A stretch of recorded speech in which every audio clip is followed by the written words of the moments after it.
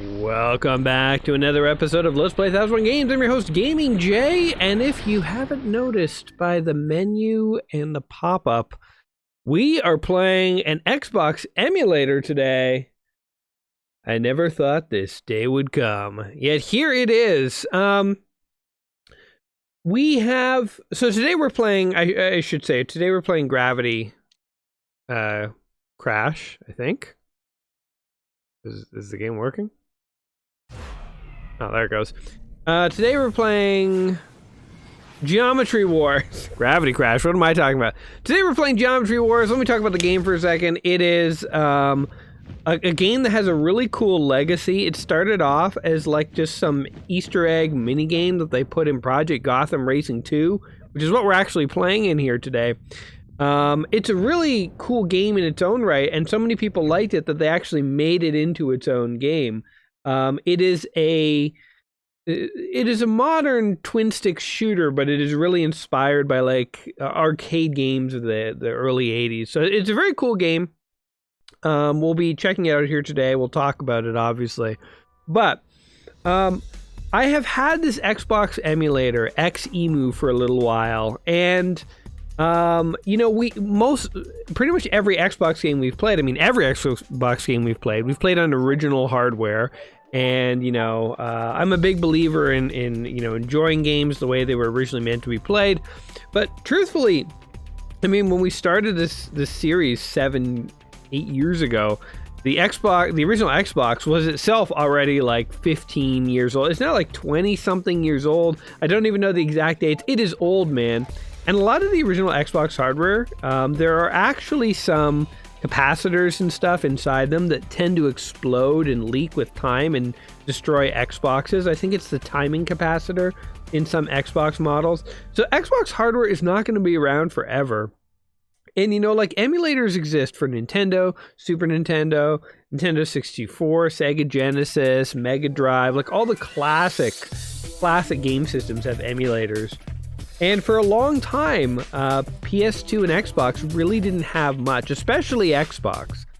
Things have changed in the last 7 years, and when I started the series, you couldn't emulate easily. I don't even think maybe even at all most Xbox games, but now you can. So I'm excited to try this, not because I would prefer this to playing on an original Xbox, but just because, in 5, 10 years times, 20 years times, our original Xbox is even going to be playable or easy to come by. The cool thing that emulation has done is that it has made Nintendo, Super Nintendo, Sega Genesis, all those classic games available to whole generations who've never even seen a physical console. I would hate to think that the PlayStation 2 and Xbox libraries are going to disappear as their physical hardware goes away. So just the fact that people are trying to emulate these things, and the emulators are starting to get good and playable, is pretty exciting to me. Anyway, enough talking about emulation. Here we'll be playing Geometry Wars in Project Gotham Racing 2. Go figure. So I guess we got to create a profile for this. So we need a name. Now you will notice in the background, I think the emulator does struggle a little playing Project Gotham. It has slowdowns and stuff. It's not going to affect us all that much, but it does mean that as cool as the Xbox emulation is, we're not quite at the perfect level where you can just play everything on a computer. I'll be J-Rod. How about that? That's a good racing name. So if we were actually trying to play Project Gotham Racing 2, I'd have to play a copy on the original hardware, but since we're playing a minigame, what's this? License plate. Since we're playing a minigame, we don't need to. How about, let's go with a classic. Games 99, baby. That is a license plate from the 90s, yo. Games 99. I remember in the 90s, speaking of emulators, there were like Warez sites, Warez. It was pronounced wares, and that's where you would like download like illegal copies of games and stuff. Like I remember getting Warcraft 2 originally when I was a kid that way because I couldn't afford it. And so we got a cracked copy of Warcraft 2, installed it on all the school computers, and they were all networked to each other. So it was actually kind of cool. We could copy the game to everyone's account, and then like you could like play network games like during school. Like you'd be in the library and someone's up in the computer lab and someone was in another library computer and you're all playing like Warcraft 2 big network LAN match. It was totally awesome. Anyway, okay, I've looked up how to find this game. We have to go into like a World Series thing, and then we have to just pick whatever race. Then we have to go into the garage. Now in here we're going to find Geometry Wars. So there's a walk mode. Now we can like walk around. It's actually kind of a cool feature, you know, for Project Gotham racing by itself. And somewhere in here, I didn't see it. There's an arcade machine somewhere. Let's see if we can find it.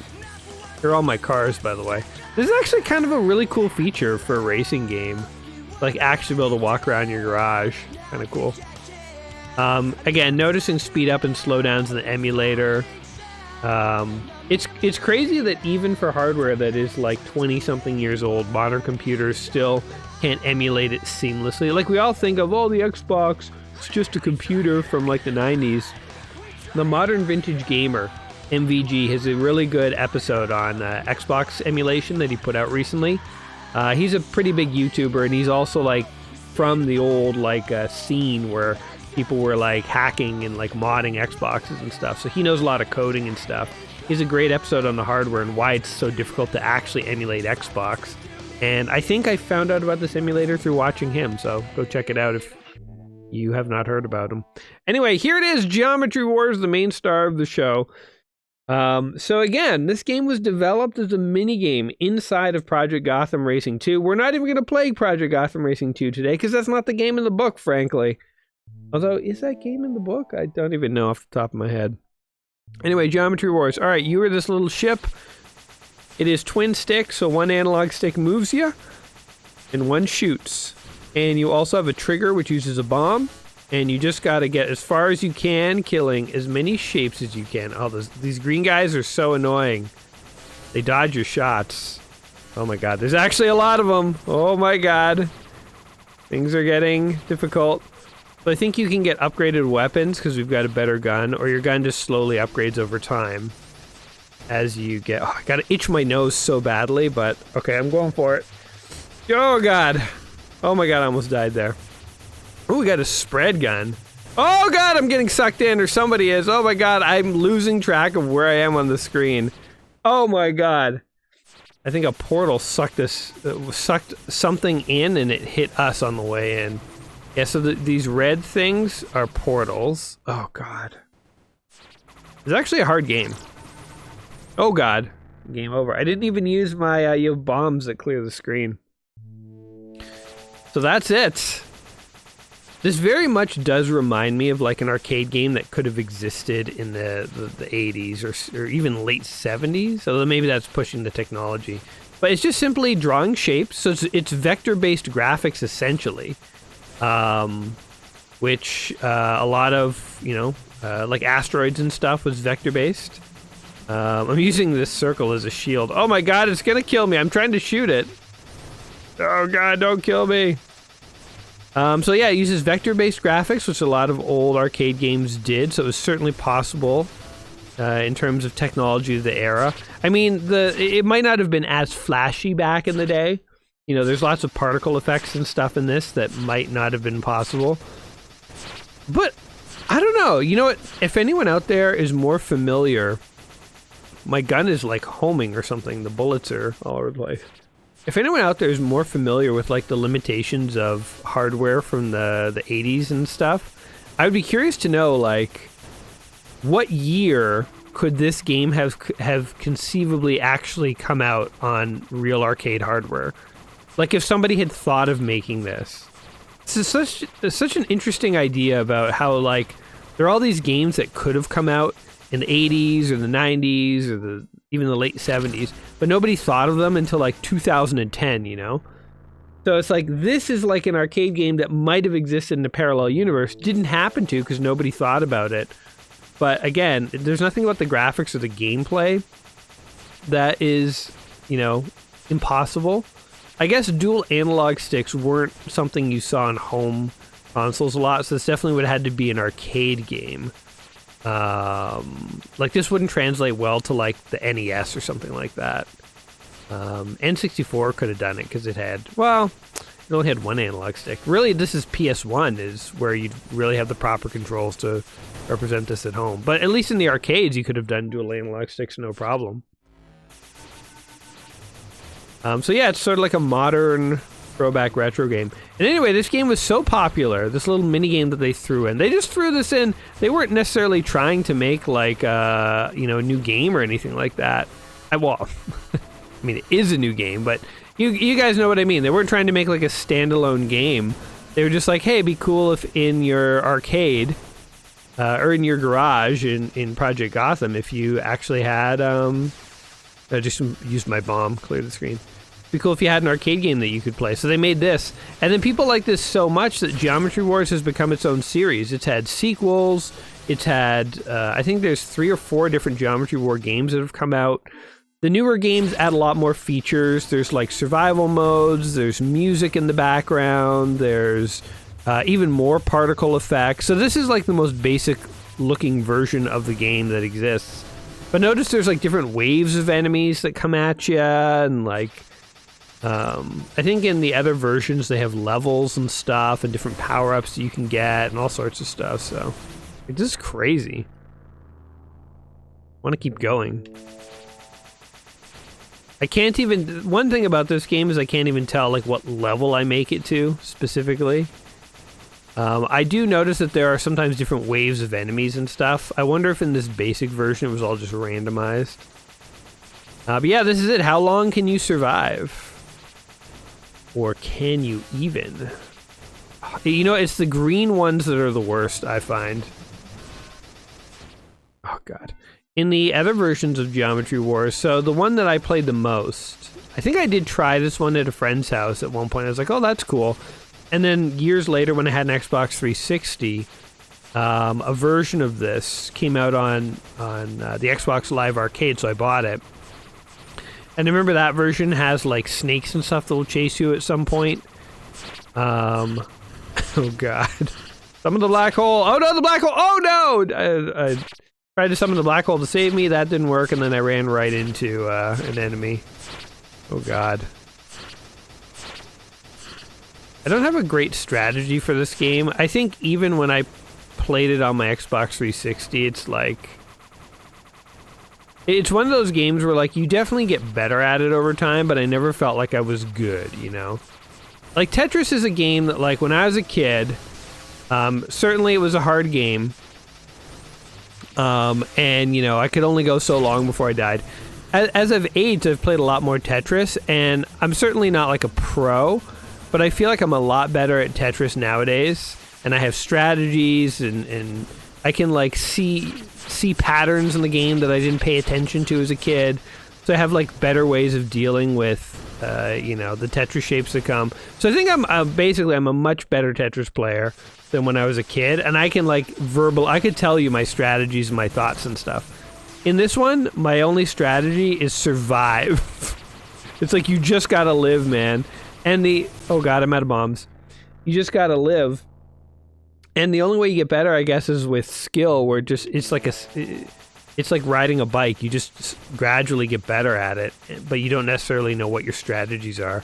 Because I'm like, what do? Do you hang out near the center? Do you hang out near the side? Oops. Do you hang out near corners? Like, sometimes when you're getting overwhelmed, oh jeez, I'm trying to get into a corner. Getting into a corner and just letting all the enemies come at you is the way to do it. But one of the problems with this game is you never know where enemies are going to spawn, so there is no safe spot. Oh, look, those 2 circles. Oh my God, they got into orbit of one another. That was crazy. So yeah, when there's a bunch of green ones, I guess I gravitate towards the side and I try to, like, you know, let's do this. I guess here's another strategy. You can just go around the edge of the map. Except when guys start spawning from the corners like that, then you're screwed. Then you're boned. Oh god! Oh god! Just like a feeling of constantly looking for an out. There we go. I'm just gonna hang around. Maybe the edge is the better place to go. It's good. The edge is good against the green guys because they have nowhere to go. Oh god. Should have used a bomb there. When you're on an edge or a corner, if green guys come to kill you, then they kind of get stuck because they can't dodge, so it's easier to kill them. That's why edges are good. So maybe like a bottom edge strategy is where it's at. Aha, dodge this. Green guys are like the agents from the Matrix. Oh my god, I used a bomb. You have to get real close and go dodge this. The pink guys are also trouble because when you kill them, they spawn into like baby purple guys and then they can kill you. Shit. My favorite are these like cyan diamond guys because they're easy to kill. Very non-threatening. Oh, that red one's gonna explode soon, man. That red one is going. Alright, let's activate another one. Why not? Oh god. Blow up. Die already. Oh my god. It's interesting because, like, they could have made this, like, zombie themed, or they could have made it, I don't know, monster themed. It could have been anything. Robots. They just left it as random geometric shapes. And that's enough. People love it. I feel like that is one lesson of video games I've talked about before on the channel, but at the end of the day, the very interesting thing about video games is, like, you look at AAA games and they have, like, you know, Sean Penn is in your video game with, like, a photorealistic scan of his face and his voice, and, you know, they have, like, you know, skyboxes that make you, like, you know, have a seizure. They look so realistic and blah, blah, blah, and it's like, photorealistic graphics are kind of cool. I don't hate them or anything like that, but I think that sometimes the focus on video games is like the visuals of them, whereas at the core of every game is gameplay. You know, if you don't have good gameplay, who cares what your visuals are? And that is a lesson that, you know, I give them crap these days, Nintendo, for various different reasons, but it is a lesson that they themselves have known about for a long time, which is that the way you make timeless games is you make games first, and you worry about the graphics and whether you're like cutting edge with, you know, your polygon count and stuff later. So like Nintendo has often, you know, adopted these like out of date technologically hardware systems, but then delivered like some of the best games. And oh god, get away. Oh god, I was doing pretty good there. So long story short, I think that one of the cool things about games is like they don't even have to look good. I mean, you want them to have to feel good, but they don't have to necessarily look like, you know, they're produced by Industrial Light and Magic in terms of their visuals. And that's something I've always thought is kind of cool about the indie scene, is that there's so many games being made these days, and often people who make indie games can't afford the time and energy and effort to like hire a bunch of like artists to make amazing graphics, so they just kind of make them themselves, or they make some basic looking stuff. So you get a lot of pixel art style games out of necessity in the indie scene, but you also get some of the most inventive and interesting games, and it's it's sort of like modern games with like a retro feel to them sometimes. So a game I've been playing recently is Backpack Hero. And if you've heard about it, it's basically like an RPG, a roguelike survival game, and the whole idea of it is you have a backpack that you have to put stuff in, sort of like Diablo style, where it's like a grid and you place items in, but you can only, you know, like use items that are in your bag. So it's like you're constantly trying to find room for like armor and a weapon, and you can put like 2 or 3 weapons and you can use them all in combat and stuff. So it's kind of, it doesn't sound unique, but it is quite unique. And what's interesting about the game is like it's very addictive. I've spent many evenings playing until like 2 a.m. and I'm like, I'm gonna be wrecked tomorrow, but I can't stop playing. So it's a great game. Very basic graphics, and you know, again, not that they're not putting any effort into them.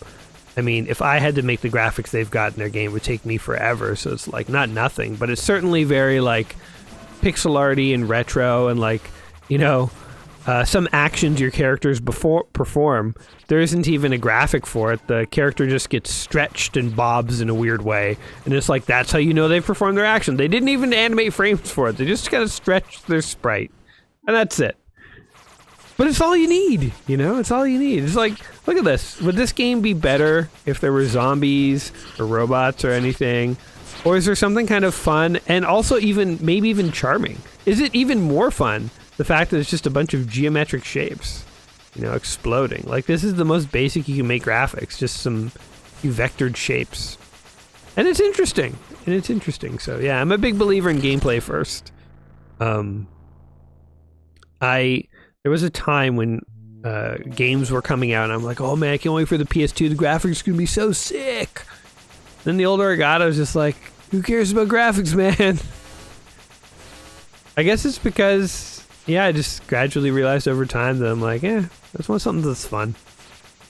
It's got good mechanics. I no longer care what it looks like. I'm too old. I can't see anyway. I'm so old. My vision's going, my kidneys, my liver. What the hell do I care what a game looks like? You know, something I've heard about for a long time is smell. I've heard smell is coming into games and movies and stuff. I've always wondered if that's a good idea or not, but sometimes I think maybe it would be. So the whole idea is, I don't know if you guys have heard of this before. Who knows if it'll ever happen, but I remember hearing at one point that I think it was Sony was working on like a smell device. And so basically, you know, the way you watch a movie, you have visuals. You also have sound. And then they started to do 3D for a bit. It didn't quite work out, so they gave up on it. Remember 3D TVs? Yeah, those are just gone now. Did them for a hot second. Gave up on them. Now everyone's all into the Oculus and stuff. And I do want VR to take off. I do want it to be something. I think it would be cool one day if you could slam on a VR headset and you could, like, you know, go hang out with a friend virtually, or like go to a lecture across the world, or like pop into a video game that's like a 1990s, you know, Toronto suburb or something. I don't know, you know, like also VR is cool, has a lot of potential. I want it to work. It will eventually. It's not quite there yet. I don't know what I would do in VR at the moment, but it's getting better. But anyway, you got sight, you got sound. Touch, I guess they don't really have a good solution to, you know, unless you want to, like, I was gonna say hook up a flashlight. Oh man, where's my head today? Yeah, okay, well, touch, I mean, you're touching a controller while you play games, close enough. I know in Ready Player One, they have that, like, VR bodysuit where the guy, like, puts it on, he can feel, like, every touch across his whole body. And he's like, yeah, it's for gaming. You know why that suit was invented in the world of Ready Player One? It's your Mark 101 sex suit. There's absolutely no reason you need an entire full body suit to feel somebody touching you all over your body. All over your body, and that was not designed for sex. I mean, case in point, the big bad guy's wearing one of those suits for some stupid reason. And he gets, like, kicked in the groin at one point. He's like, ow, my nuts! It's like, yeah, that thing has the ability to simulate sensations on your genitals. It was not designed for games. Anyway, we're way off topic here. And so sights and sounds are in every game. It's two of your senses. Touch, who knows if we'll get those bodysuits. That would be quite a ride if we ever did. But I heard that at one point, Sony was working on a smell device. So I guess your TV would, like, emit smells at you, and you'd have to probably buy, like, smell cartridges to load it up like a printer, like an inkjet thing. So it's like when you're watching a show, like, if they go into the forest, you can, like, smell the pine trees. If they're on the beach, you can, like, smell the ocean. You know, like, so it's like, it could smell-o-vision. It could smellify your room. It always seemed like a weird concept to me. I don't know, like, how legit it was, if Sony was really working that hard on it, or it was just, like, some kind of crazy idea, or if they're still developing it, but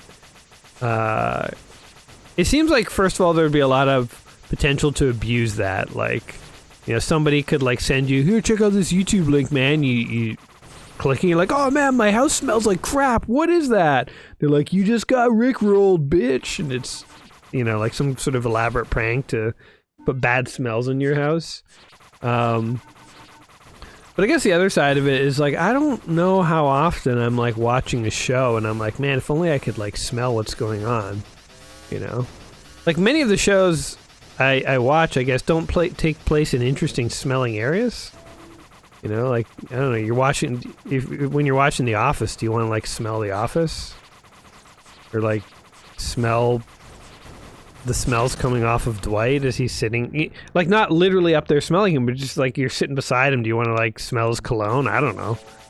Sort of a weird idea. So I don't know if this whole smell thing's ever going to happen. But you know what they really got to figure out though for this VR stuff to work is wind in your hair and the sensation of moving.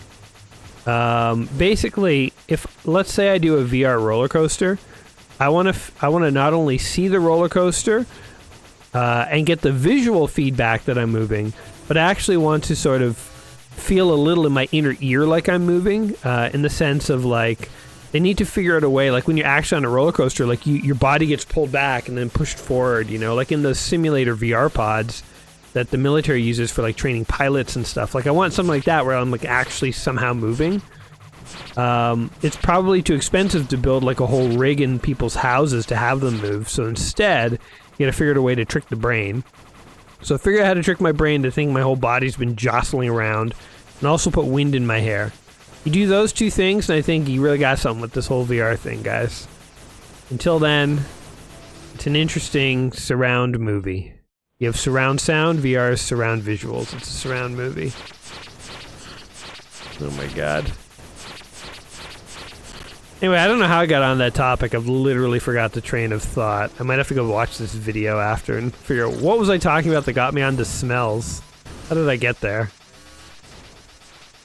I guess the interesting thing about a game like this is it's just totally like, it's like a Rorschach painting, where like there's not much to talk about in terms of the gameplay. It's just like, oh my god, more shapes! Oh my god! Shapes again! Oh my god, I'm being chased by shapes! It's like, you know, just the same action over and over. So it's like there's not, oh my god, not like a lot for me to say about the game. So it's like, I guess my mouth is moving and my brain has no plan, and so the words that are coming out are just a weird mix of like whatever happens to flow into my brain. It's like a real Rorschach test of like, you know, who I am and what I believe in and what I'm thinking. So I guess I've had video game smells on the mind. Oh god, oh god, oh god, oh god. Was literally rotating the analog stick in every direction randomly, just trying to shoot as many ways as possible. Like this. See if this works. Come get me, greenies. Maybe if you fire unpredictably, they can't get you. But you have to fire predictably sometimes to get the cyan ones. Oh god! Okay, well if you die to the most basic enemy, it can't be a good strategy. Whoa. Anyway, this is Geometry Wars. I don't know how much longer I should play. I guess this is basically it. It's a cool game. I love the genesis of it, like its history. Started out as a minigame, Easter egg, in Project Gotham Racing 2 here. Literally became its own thing. It's so cool. It's a bare bones game. It's literally, you couldn't make the graphics any simpler. Well, I guess you could take the particle effects out. That's what I was talking about where I said, you know, games don't have to look good, but have to feel good. Like when I kill an enemy, there are particle effects that make it feel like, yeah, something exploded. As I fire, my controller's been rumbling this whole time. It's like, yeah, the rumble makes me feel like, you know, my bullets have weight. So it's like, aesthetics matter, but not in the same way that they matter for like a movie. You want a movie to look really good. A video game has to feel really good, you know? It's a little different. But anyway, yeah, it's a cool game, cool Genesis. And I am curious. Oh, excuse me, I'm yawning here. So if anyone knows, if anyone has a good handle on like what arcade hardware was actually capable of in the 80s, I would really like to know, looking at this game as it is here today, what year do you think hardware would have existed in the arcades? This could have had somebody had the idea to make this could have legitimately come out and been an arcade game. Because that's really, I'm interested in that. Because it really does play like an arcade game where you have 3 lives, 3 bombs, that's it. Earn some extra lives with, getting far in the game. But honestly, there's kind of about a 90-second gameplay loop that you got going on here where, like, you can only survive in this game for, like, a minute or two, and then you're done. So it's like, this game would have fast turnaround, which is what arcade games wanted, right? Like, they didn't want people to play for hours and days at a time. They wanted the game to have pretty quick turnaround so that they could earn more quarters. So, like, legitimately, this really does not only sort of look like, an arcade game from the 80s, but it has the gameplay loop of an arcade game from the 80s, where it's like, you got 90 seconds, bro. Make the most of it. Oh, God. Oh, I didn't want to use a bomb there. I wanted to, like, cut a hole north and, like, head out of that pack and then fire back on them. So, yeah, if anyone knows hardware, what year could this conceivably have come out? Really curious to know. But other than that, what do you guys think of Geometry Wars here? Does it look like the most awesome 80s game that never was? Does it look like a cool indie game? Does it sort of have the abstractness of Tetris with the action, the asteroids, the kind of game you could just play all afternoon? Or does it look too boring? Maybe after 10 minutes you'd say, I got nothing left to give. I'm done with Geometry Wars. I don't know. What do you guys think? Let me know in the comments down below. I think it's a good game, even though it's kind of the kind of game that, like, I think I'm already done with after 10 minutes, but it's kind of a cool game to, like, play periodically, so I like it. Let me know your thoughts in the comments down below, guys, and I will catch you in the next video with another game from the book of 1001 Video Games You Must Play Before You Die. And who knows? Maybe it'll be on an Xbox emulator. Probably not, but maybe it will. Till next time, guys. Peace!